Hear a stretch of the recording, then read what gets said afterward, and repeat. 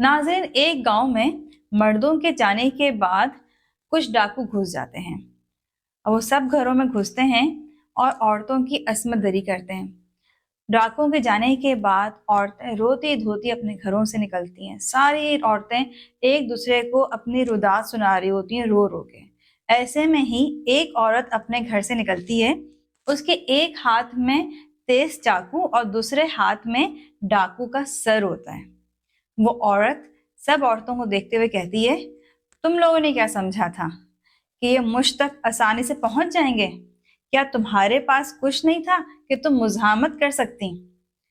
इस पे तमाम औरतें एक दूसरे को देखती हैं, फिर वो आपस में बातें करती हैं कि इससे तो हमारे शौहर हमसे सवाल करेंगे, वो तो हमें जान से मार देंगे कि हमने इस औरत की तरह बहादुरी से काम क्यों नहीं लिया।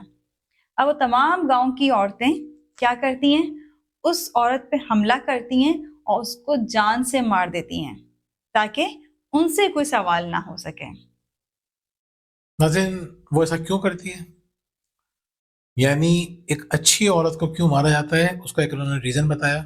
उनके बैक ऑफ माइंड में क्या चल रहा होता है, ये हम बात करेंगे आज की वीडियो में। हमारा मौजू है कि आपसे लोग हसद क्यों करते हैं, आपकी ग़ीबतें क्यों करते हैं, आपकी टांगे क्यों खींचते हैं। बिल्कुल। मैं हूं मोहम्मद ज़ुबैर और मेरे साथ मौजूद हैं वजीहा ज़ुबैर। और इस वक्त हम मौजूद हैं इस्लामाबाद की यूनिवर्सिटी के हॉस्टल के एक कमरे में।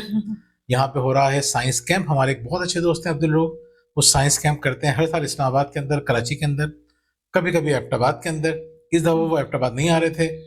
मेरे बड़े पुराने दोस्त भी हैं, कुछ अरसे वो कहते हैं कि उन्होंने मुझसे पढ़ा भी है, मुझे याद नहीं है, 20 साल पहले शायद वो मेरे स्टूडेंट भी थे, 25 साल पहले।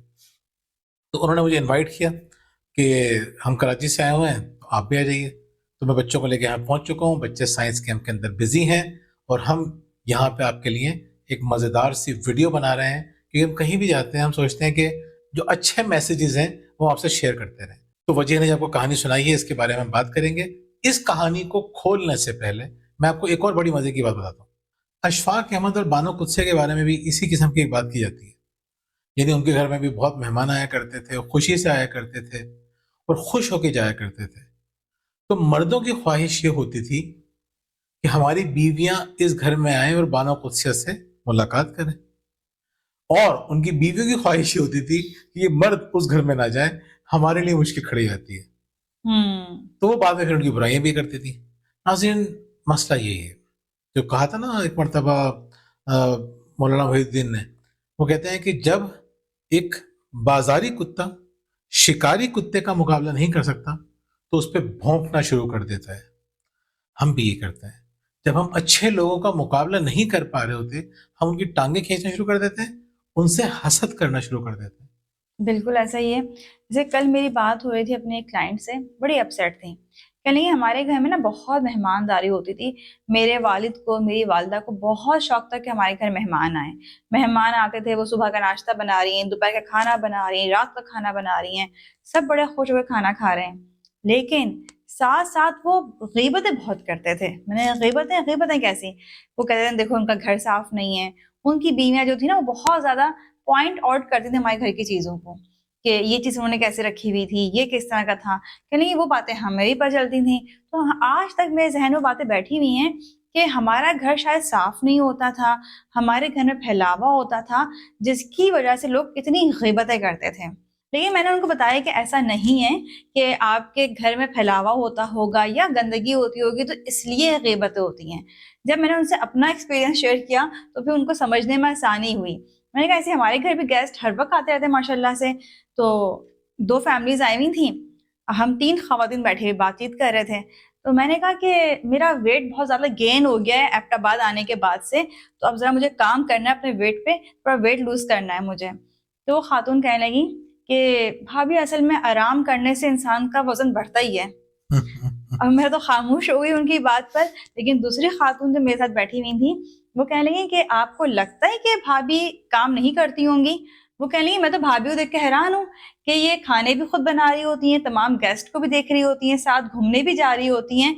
इवन हम इनके साथ अगर बाजार जाते हैं तो बाजार भी इनका इतना ऊपर नीचे है कि बंदे की अच्छी खासी हाइकिंग तो वहीं पर ही हो जाती है। तो आपको कैसे लग रहा है कि आराम करती रहती हैं? कहनी अच्छा फिर इनको यहाँ का पानी लग गया होगा। तो देखिए, कहने का मकसद ये है कि जो आपकी टांग खींचने वाले होते हैं, आपकी बुराई करने वाले होते हैं, وہ کر لیتے ہیں. کیوں کرتے ہیں وہ, یہ آپ کو بتائیں گے زبیر. دیکھیں نا, یہ ہوتا ہی ہے. پہلے تو میں ان کی بات کو انڈورس کر دوں. ہمارے گھر میں جیسے مثال کے طور پہ پہلے میں بتاتا ہوں بجیا ہے کیسی, تھوڑی سی 1-2 جملوں میں آپ کو بتاؤں, یہ 1-2 منٹ کے اندر میں آپ کو بتاؤں. ہمارے گھر میں پچھلے 45 ڈیز مسلسل مہمان رہے. ان کی خاطرداری کرنا, خیال رکھنا, کھانے پینے کا انتظام کرنا, وہ ساری ان کی ذمہ داریاں تھیں. اسی دوران جو ہمارے کام کرنے آتی ہیں, جو میڈ ہمارے آتی ہیں, ان کی طبیعت خراب ہو گئی, وہ بھی غائب. یعنی بقرعید بھی اسی کے دوران آئی تھی تو وہ غائب ہو گئی, چھٹیوں میں چلے گئے 1 ہفتے کے لیے. وہ کام جو ڈبل ہو گئے تھے مہمانوں کی آنے کی وجہ سے, 2 فیملیز آئی ہوئی تھی. پھر میڈ کے نہ آنے کی وجہ سے وہ ذمہ داریاں اور زیادہ بڑھ گئیں. بالکل لیکن ایسے پھر بھی یہ لگی رہیں. تو میں نے, ایک ہمارے جاننے والے تھے, تو میں نے اس سے کہا کہ یار میرا کمرہ نا آج کل تھوڑا سا اپ سیٹ ہے, تھوڑا سیٹ نہیں ہے کمرہ نا, کپڑے وپڑے یہاں پھیلے ہوئے. تو اصل میں اس دن میں کراچی گئی تھی نا, یہ کراچی جاتی ہوں, میں نے کہا یار میں تھوڑا سا پریشان ہوں. تو کہنے لگا آپ کا کمرہ نہیں, آپ کا پورا گھر ہی پھیلا ہوا ہے. میں نے کہا پورا گھر تو نہیں پھیلا ہوا. میں نے سوچا نا لاؤنج بھی ٹھیک ہے, 2 کمرے گیسٹ کے پاس ہیں, ڈرائنگ روم بھی آلموسٹ ٹھیک ہی ہے. میں نے کہا اچھا, میں نے پورا گھر کیا کچن دیکھا آپ نے؟ میں نے کہا ہاں دیکھا ہے. کہہ رہا آپ کے فریج کے اندر جو ہے نا بہت گندگی ہے. میں نے کہا آپ کو کیسے پتا چلا فریج گندا ہے, وہ کچن میں نہیں جاتے تھے؟ کہہ نہیں یار پتا چل جاتا ہے. میں نے مجھے پتا چل گیا, کیسے پتا چل گیا آپ کو؟ تو میں نے فریج جا کے چیک کیا, وہ کہہ رہے ہیں فریج میں آپ کے اسمیل آ رہی ہے. میں حیران ہوا کہ تو تصور ہی نہیں ہو سکتا کہ عام طور پہ کسی گھر میں بھی اسمیل نہیں آتی فریج کے اندر سے. میں نے خود اسپیشلی جا کے دیکھا, فریج میں اسمیل نہیں تھی. تو میں سمجھ گیا کہ تھی خبر اچھی مگر اہل خبر اچھے نہ تھے. ان کو جو خبریں پہنچ رہی تھیں وہ ٹھیک نہیں تھی. اسی طریقے سے اسی دوران انہی 45 ڈیز کے اندر ہمارے ایک بہت اچھے دوست ہیں, تو وہ اسکول کے بچوں کو ہمارے یہاں لے کر آئے. تو تقریباً 25-26 افراد وہ تھے. باقی ہماری 2 فیملیز رکی ہوئی تھیں ہمارے پاس, دوسری فیملیز تھیں. وہ وجہ کی بہت اچھی دوست ہیں ثنا, میرا دوست ہے فیصل. تو ثنا بہت کوآپریٹیو ہے, کچن وچن ہر جگہ لگی رہتی ہیں ساتھ ساتھ. تو اب وجیہ صاحبہ کے بعد جب مہمان آنے لگے, میں کہا میں باہر سے کھانے کا انتظام کر دوں گا. تقریباً 40-50 لوگوں کا انتظام کرنا ہے. 25 وہ 2 فیملیز وہ, پھر ہم محلے میں بھی شیئر کرتے ہیں, ہمارے محلے والے بہت اچھے ہیں. تو وجیہ نے کہا کیا ہو گیا آپ کو, بچے جو ہیں وہ 10 دن سے باہر کا کھانا کھا رہے ہیں, وہ گھر کا کھانا ملنا چاہیے. انہوں نے ڈنر ارینج کیا, اگلے دن کو نکلنا تھا کراچی کے لیے. تو کہ یار ناشتہ وہ کیا کریں گے, وہ ناشتے کا بھی انہوں نے اعلان کر دیا کہ میں رات میں, یعنی کہ وہ 12-1 بجے جا رہے ہیں, صبح 7 بجے ان کے ناشتے کا انہوں نے کہا میں ناشتہ بھی کر دوں گی تقریباً 30 لوگوں کا. اس میں انہوں نے چنے کا سالن بنایا, آلو کی ترکاری بہت بہترین بناتی ہیں, بلکہ ان کا جو ہادیاز کچن کا چینل تھا اس پہ بھی پڑی ہوئی ہیں, اب تو انہوں نے اس چینل کو چھوڑا ہوا ہے. تو کہنے کا مقصد یہ ہے کہ یہ بہت خوشی سے کرتی ہیں. ایسا نہیں ہے کہ میں نے ان کے اوپر کوئی پریشر ڈالا ہو, یا میں کہتا ہوں, یا کسی خوف کی وجہ سے, یا لوگوں کو خوش کرنے کی وجہ سے نہیں. شوق ہے ہمارا, یہ شوق ہے, انجوائے کرتی ہیں, خلوص سے کرتی ہیں. کہنے کا مقصد یہ ہے کہ ایک شخص تو ہوتا ہی نیگیٹو ہے نا, جو اچھا نہیں کرنا چاہ رہا, اس کے بارے میں لوگ بات کر سکتے ہیں, لیکن ہم لوگوں کو سکھاتے ہی ہیں کہ کام سے محبت بہت ضروری ہے. خیر, اتنا سارا کرنے کے بعد بھی ہمیں ایسے, ایک دفعہ نہیں کئی دفعہ ایسا ہوا کہ 10 فیملیز آتی ہیں تو اس میں سے ایک فیملی ایسی ہوتی ہے جو نیگیٹو ہو جاتی ہے, اور وہ آپ کے اوپر ڈائریکٹ کرٹیسائز کرتی ہے, ڈائریکٹ پرسنل اٹیک کرتی ہے. وہ یہ بھی دیکھ رہی ہوتی ہے کہ ہم اتنا خیال کر رہے ہیں. اس کی وجہ یہ بھی ہوتی ہے, جو میں نے خود اپنی آنکھوں میں دیکھا ہے کہ جو شوہر ہوتے ہیں نا, وہ بڑے متاثر ہو رہے ہوتے تمام چیزوں سے, اور وہ کہتے ہیں بھابھی کو دیکھو کتنا کام کرتی ہیں. تو اب ظاہر سی بات ہے, بیویاں اپنی جگہ تھوڑا انسیکیور فیل کرتی ہیں, تو وہ کہتی ہیں اچھا تو آپ نے یہ نہیں دیکھا کہ وہاں پہ یہ چیز ایسی پڑی ہوئی تھی, آپ نے یہ نہیں دیکھا کہ وہاں پہ یہ کام غلط ہوا تھا. ٹھیک ہے, سب کے گھروں میں نا کچھ نہ کچھ غلط چل رہا ہوتا ہے, 100% پرفیکٹ کوئی بھی نہیں ہوتا ہے, لیکن یہ آپ پہ ڈیپینڈ کرتا ہے کہ آپ کیا پوائنٹ آؤٹ کریں, اچھا یا برا. تو اب ایسی خواتین جن کے شوہر متاثر ہو کر تعریفیں کرنے لگتے ہیں, تو پھر وہ عام طور پہ ہماری برائیاں کرنے لگ جاتی ہیں. تو ہم اس ایٹیٹیوڈ کو سمجھتے ہیں, جانتے ہیں, اور ہم لوگوں کو خوش کرنے کے لیے نہیں کرتے ہیں, اس لیے ہم اپسیٹ بھی نہیں ہوتے, اور نہ ہم یہ کہتے ہیں بھائی اب آج کے بعد ہم مہمانداری نہیں کریں گے, آج کے بعد مہمان ہمارے گھر نہ آئے, ایسا نہیں ہے. تو انہوں نے مجھ سے کہا تھا ریزن میں بتاؤں, ریزن انہوں نے خود بتا دیا کہ جب لوگ آپ سے متاثر ہو رہے ہوں گے, دیکھیں ایک حدیث کا مفہوم ہے کہ جس کو بھی نعمت دی گئی, ہر صاحب نعمت حسد کیا جاتا ہے. یعنی اگر آپ کے پاس نعمتیں ہیں تو آپ سے حسد کیا جائے گا, چاہے آپ اس کا اظہار کر رہے ہوں یا نہ کر رہے ہوں. ظاہر سی بات ہے, آپ کو ویسے تو اظہار نہیں کرنا چاہیے, شو آف نہیں کرنا چاہیے اظہار, کچھ چیزیں ظاہر خود بخود ہو جاتی ہیں, جو ظاہر خود ہو رہی ہیں وہ تو اچھی بات ہے. نعمتیں ہیں, حسد کیا جائے گا. بالکل ایسے تو ہی آپ یہ ہے. بات ذہن میں بٹھا لیجئے کہ ایسے حاسدین سے آپ کو اپسیٹ نہیں ہونا، پریشان نہیں ہونا. حسد کریں گے لوگ، غیبت بھی بالکل. کریں گے، پریشان نہیں ہونا. آپ تو سوچیں کہ ان غیبتوں کی وجہ سے آپ کی نیکیوں میں کتنا اضافہ ہو رہا ہے. تو ہوں. اس سچویشن میں مجھے سب سے قیمتی بات لگتی ہے جس نے مجھے زندگی میں بے پناہ حوصلہ دیا.